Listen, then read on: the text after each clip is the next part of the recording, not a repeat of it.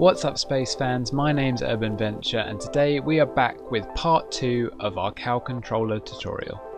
Okay, so we just looked at how we can actually program very basic sequences with on or off functions on a KAL controller. Now let's move on to the more difficult side of things using robotics. For this example we're going to go ahead and load up the lamp arm. This is one of the vehicles that you'll have access to through the links below, and all this really is a series of robotic parts. So there's servos, hinges, pistons, and then on top a little light. And again, you don't have to use this example, you can make your own, or you can actually go ahead and start programming your actual robotics straight away from this.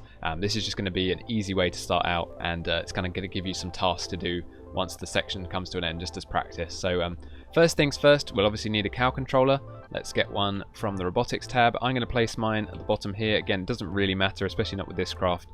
We can test all of what we're going to be doing now in the actual VAB. So let's open up the KAL controller here. I'm going to pin mine onto the side of the screen, open up the editor, and then as always name it.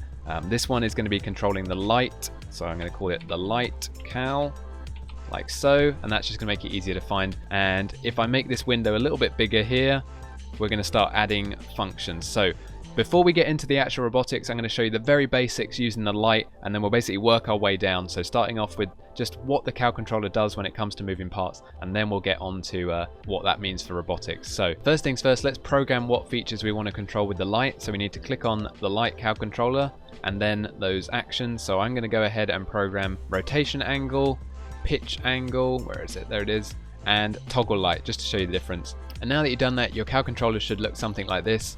And you can instantly see the difference between what we were doing in the first segment working with the KAL controller. Some of the functions appear as dotted blue lines, some as green lines. And basically what that is, anything is that on or off signal, that active deactive signal will appear as just a straight dotted blue line. Anything that has motion or movement, any part that can be angled, will appear as a green line. That's just one thing to keep an eye on. If you're trying to program something to move, you just need to make sure you're in control of a green line. And to help you understand what those green lines are corresponding to, I'm going to bring up the information about the spotlight here and see the two actions we gave it were rotation angle and pitch angle. So all the KAL controller is going to be doing when we actually program it is changing those values. Just like how at the moment, you see if I zoom in here a little bit, when I'm sliding back and forth through the pitch angle, the number here is changing and the part is changing to the corresponding angle. So if I wanted to point it kind of off to one side, I might go down to -35. And then if I wanted to rock it back the other way, I'd go to +35, and if I want it to be straight upright, I go to 0. So that's all we're controlling with the KAL controller, and what the KAL controller is really going to let us do is to move back and forth without me having to do that manually, and also run multiple things at the same time. So first things first, let's play on the KAL controller and see what happens. Okay, you see that straight away, the part moves to one value and just gets stuck there. And that's going to happen almost all the time with your robotics, because whenever you add a KAL controller, it instantly is defaulted to the lowest value possible for that part. So because this part can go positive or negative, it's going to go to the biggest negative number it can, which is -35. So just be aware of that. When you first add a KAL controller, you might see a part move suddenly to its lowest value. That's what's happening. So let's try and change that. If we find the pitch angle here, if we move the playhead to the start of the sequence, I'm going to grab the first pin here, which as you can see corresponds to that same value, -35. Let's raise that up to around about 0.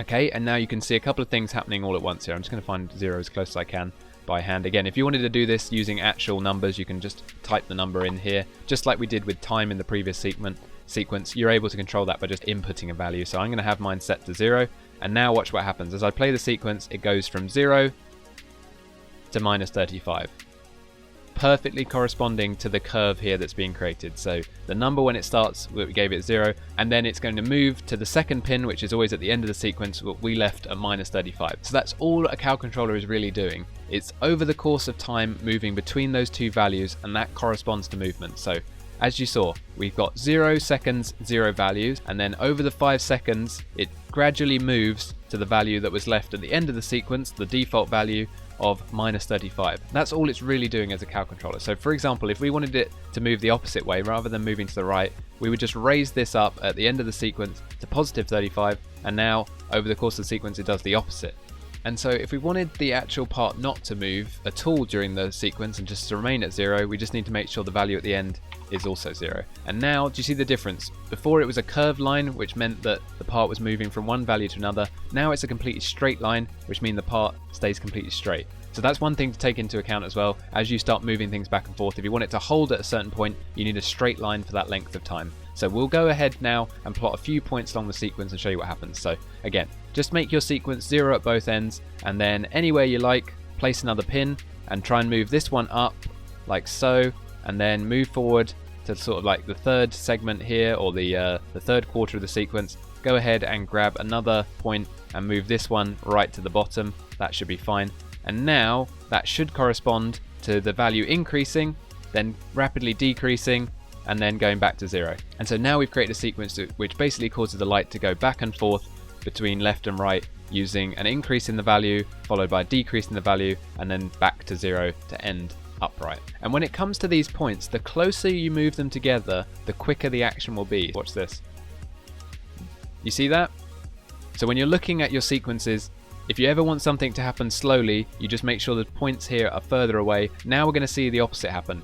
The motion at the beginning is going to be the same, and then it's going to slowly move from these two values and then very quickly return to upright. And now I'm going to quickly show you how you could make something stay motionless right in the middle of your sequence. So at the moment we've got these curves. As the line's moving up and down, or raising and lowering, that's an increase or decrease in value. So if you want something to stay still, you need to make the line flat for a section. So let's do that here. If I add a pin here and another one here, let's change those values to 0 so that the light remains completely upright. So in the value section, I'm going to put input 0, and same on this pin here, 0. And what you want to do as well, when it comes to something that you want to be much more static, is use this here, the little straight line tool. What that does is it changes from a curved line to a straight line, which I'll explain a little bit more, but it just guarantees that between these 2 points, there's no kind of movement up or down with the line. We want it perfectly flat. So now when we play the sequence, especially through that middle section, you'll really see it. The light should hold and then start moving again. And so that's really what the green line is representing. It's the movement between those two values. If you want something to kind of like an arm to slowly start unfolding, pick up some speed, and then slowly come to position, you want to use curves. And if you want something to instantly start moving without easing into that motion, you want to use straight lines. You'll get used to how to apply those. Those are a little bit kind of like a finesse thing. But just so you understand, a straight line is basically it starts moving at the same rate until it reaches the target, and a curved line means it gradually builds up momentum and then gradually slows down.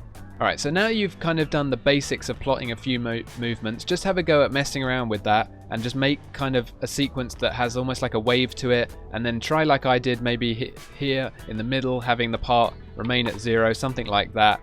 And just see what kind of happens as you're changing these values, just to understand the basics. And you can go ahead and do some more inputs here. I'm going to make a curved line for my rotation so that the part kind of rotates in one direction and then spins back the other way. So let's make like a bunch of waves up and down. And one thing you'll see with curved lines is these kind of grayed out circles next to the point. Those are kind of the angle that you want it to follow when it leaves the point. So you can create curves without actually placing a point everywhere on the sequence. You can actually just kind of tell it, I want it to kind of curve upwards at the end of this and then back down again. Again, that's useful finessing, not very important. Like I say, for this one I'm just going to create some curved lines here, and then maybe like a section here where it flattens out like so, and that should correspond with the light just spinning around while it's doing the other motion. So see how both actions are now working side by side. Like I said before, this is the same as if I was kind of changing this by hand, but I'm now able to do multiple things all at once. Okay, so once you've made a basic sequence where the light kind of moves back and forth and maybe stops in certain sections and just kind of understood some of the fundamentals, I'll quickly show you how you might make something like that repeat. So if you right click on your KAL controller, look in this panel here, you should see loop modes, and that corresponds to the play direction as well. At the moment, if you play the sequence, I'm just going to start mine from halfway through. When it reaches the end, it just stops. But if we did want it to repeat, we can obviously change the repeat value. So now when I hit play, it will play the sequence to the end, and then it will start from the beginning again. And that works really well if the sequence itself ends with the light facing the same way as it started. But if, for example, like if I change my light to end the sequence with a value up here, watch what happens as the sequence repeats. You see that? Just watch again. It kind of suddenly has to return to the original value. So almost like it's like respawned back in its original position. And obviously you can make sure your sequence maybe always ends on the same value. that it starts on. The other thing you can do is just make your sequence play in one direction and then return into the opposite direction. If you change repeat to ping pong, now the playhead is going to hit one end of the sequence and start playing backwards the other way. So you can literally see it there. The playhead goes along from left to right, and then when it reaches the end after 5 seconds, because that's the length of our sequence, it starts playing the opposite way. So now that we've got a sequence that actually moves apart like this light back and forth, we can also combine this with the digital commands, the on and off commands we learnt about in the first section. So if you have a look on your timeline, just like we did with the launch sequence, you can add in points where the light toggles on and off at certain times. So I'm going to have my light turn on at the beginning, turn off at the end, and then maybe once or twice in the middle also turn on and off. So there we go. Now when the sequence starts, the light's going to turn on. Let's play that to actually check. Then it's going to turn off in the middle, then back on again. There you go. And then off. And so now we've got a looping sequence that goes back and forth from one end to the other. We also might want to make it slower or quicker, and that again just corresponds to the length of the time that the sequence plays for. So without affecting any of our points, we can make what is now a 5-second sequence a 2-second sequence. So I just changed the length of it from 5 seconds to 2. Now when you play it, that will happen a lot faster, you see? There are actually other ways as well to change how long a sequence takes to play without having to change the value. You can actually go ahead and move this little clock section here back and forth. So that's it playing at 100% speed. But obviously if you know the exact length of time, it might be easier just to type in like 4 seconds or however long you want your loop to last. And then maybe just use this to tweak it. But yeah, once you've got a sequence that kind of plays back and forth and you've understood what the values are doing and you've kind of got it going at a good rate and understanding if you make the time last longer, the sequence plays slower and all of that stuff. Now we can move on to some robotics. So let's do that. We're going to need a separate KAL controller. We'll leave the other one so that we can play them both at the same time in a minute. So just add another KAL controller to your vehicle. Again, first step, as always, renaming it. This one's going to be in control of everything to do with the ARM section. So I'm going to call this one the ARM KAL. And you'll see in a second when I get that done, when you look up in the action group menu, you'll now see 2 KAL controllers here with their corresponding name. Again, this is where it's super important to name them, or at least to make your life easier. And for this, the actual values that we're going to be controlling on each piece of robotics, there it is appearing behind for some reason, is target angle. That's going to be corresponding to the movement of the part like this, the actual angle that it's pointing at, just like we did with the light. So we can go ahead and put them on now. So let's find every single piece of robotics. I like to start from top to bottom, so make sure you're on the right KAL controller selected there, and then target angle. And when it comes to piston, it's called target extension, so just keep an eye on that. Target angle for most things. Piston, I think, is the only one that says target extension.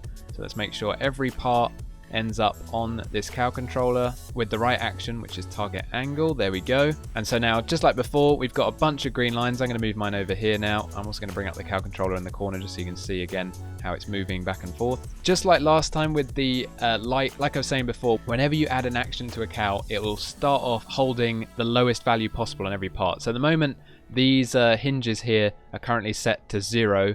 The minute I hit play on the KAL controller, you see what happens. The whole thing folds over. That's because the default value that they all come at is -90. So let's fix that first of all by setting the default value to 0. So value here is 0. And obviously, if I leave the end of the sequence set to -35, what will happen is the arm will just fold over. So we need to make sure, as always, like I was saying before, it's a straight line we create. That way, for the length of the sequence, the 5 seconds that it's currently programmed to last, the part just stays completely at the 0 value, and that corresponds to it being straight upright. And if you look closely, there's another hinge here with the light on that's also kind of folded through the hinge at the moment. So what I'm going to do for this one is actually going to copy this so I don't have to program it from scratch. If I make sure I'm selecting the one that I've already programmed to sit at 0, if I go up here, we've got the copy row value, and then I just go and find the hinge in question, which is this one, and then it's the paste command. And so now the 2 hinges are going to remain at 0 for the length of the sequence until we give them more to do. And for this, what I actually want to do is have the arm unfold. So let's try and do that. The easiest way with robotics to find out what kind of unfold action you want to do is to piece by piece select the robotics and then move the green slider here and actually find the value you want. So let's do that with this. Let's make this part here move to 45 degrees. So I'm going to go ahead. I've just tested what that looks like. Make sure I've got the corresponding hinge here, and then at the start of the sequence we're going to leave it at -90 because that was the folded away like so. And then for the end of the sequence, I want it to reach -45. And again, you can put this in using the values here, or you can kind of move the line up and down like so. But for the accuracy we want, I'm actually going to type that one in. So that's one hinge taken care of. We just need to decide where we want this one to do. I'm going to say for our unfold that I want this one to go to, let's say, fully upright, fully at 0. So again, find the corresponding hinge. And for this, we can leave the beginning at -90, and then at the end of the sequence, we want it to be 0. So let's see, and then we're going to test it. And there you go. That's a basic deploy. And the nice thing is with robotics and KAL controllers is you can test this all out in the VOB without having to actually spawn the vehicle in. So it makes it a lot easier for just seeing what they are all going to do. And obviously you can move back and forth through the sequences using your playhead like this to kind of look at those different animations, what that actually corresponds to at different times. So that's the basic part of our unfold taken care of so far. The other thing I wanted to look at is maybe making that piston extend, so let's do that as well. The piston is this one, and it highlights blue for you so you can find it, which makes it a lot easier. I'm going to have my piston completely maxed by the end of the sequence, and I'm also going to try for this one to make the line straight so that it doesn't kind of ease in and out of the movement. It just starts moving directly at one speed and then stops when it's finished. And let's see what that looks like now. Okay, so it's pretty good. The only thing I just saw there was when the piston first started, you see how it's actually pushing the light inside of the KAL controller for a second. And this is a perfect example, other than being able to control the values in particular, this is a perfect example of where you might want to use the KAL controller. So in KSP, it doesn't matter if things clip through each other. Even in flight mode, they'll just phase through one another unless you've got same vessel interaction turned on. But we're actually going to go ahead and try and prevent that just so that it looks a lot nicer. So we're going to go ahead and tell our piston to wait at the beginning of the sequence so as to avoid clipping through that KAL controller there. And just like we did with the light, we need to create a flat line on the sequence. So at the moment, the beginning to the end is a perfect straight line increasing in value. So we need to make sure that it's for a certain segment it's flat, maybe for the first second here. So let's go and add a pin randomly. I'm going to change the time on this one to 1 second, and then I'm going to change the value to 0. And as you see, it's created a flat line. You might need to change to the sharp mode on the lines here to make sure that it doesn't kind of create that weird little curve. Otherwise the part will very gently wiggle before it starts moving. And now what will happen is the part will wait, and then the piston extends. Once it's waited an entire second in the sequence, it will begin to extend. And this is what I was saying about when it comes to these sequences where a KAL controller is going to be useful, is because it allows you to program things to have a certain value at a certain time and maybe pause during the middle of that. Whereas if I told those just to deploy and gave it limits, what would actually happen is all of the parts would deploy at the same time and things would start clipping through each other. So a KAL controller allows you to kind of finesse those motions to make a much more detailed animation that has pauses and different values happening at different times. So now we've taken care of that, we've kind of got the basics of our unfold done.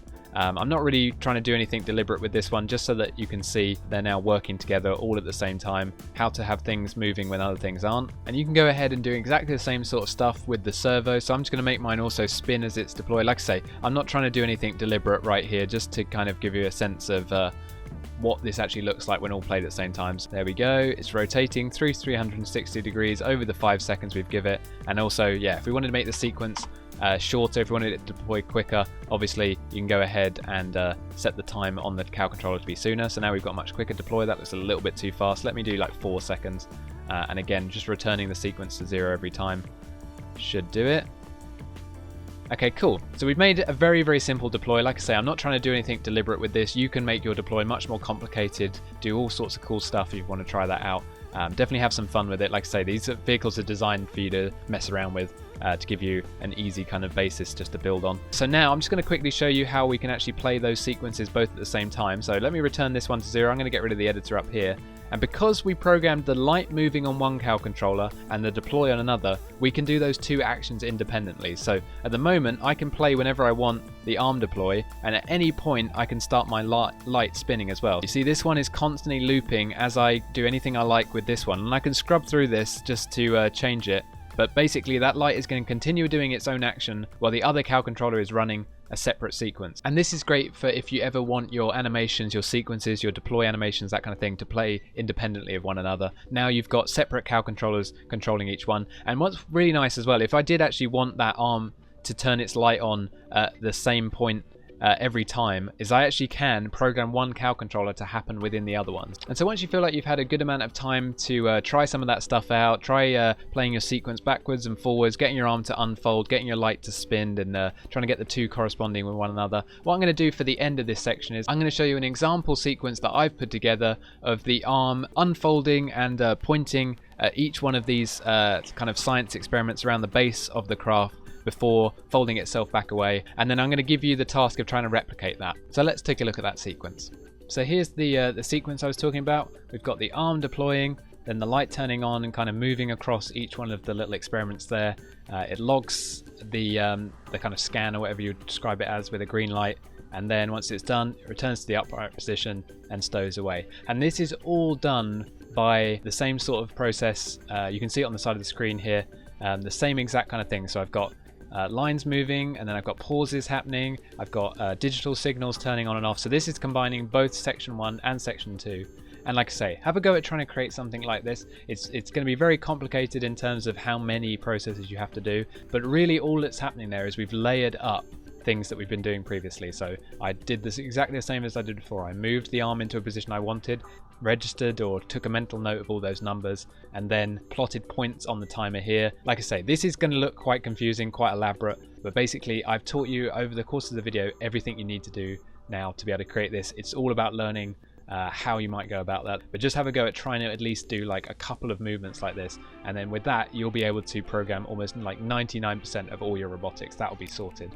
And so that's everything you need to be able to program robotic sequences like unfolds, and then obviously we went through making like a launch sequence or a series of events. Part 3 is going to focus on how to upgrade the controls of your vehicle using a KAL controller to create differential thrust and even turn any engine in the game into a custom RCS block. So I'll see you there.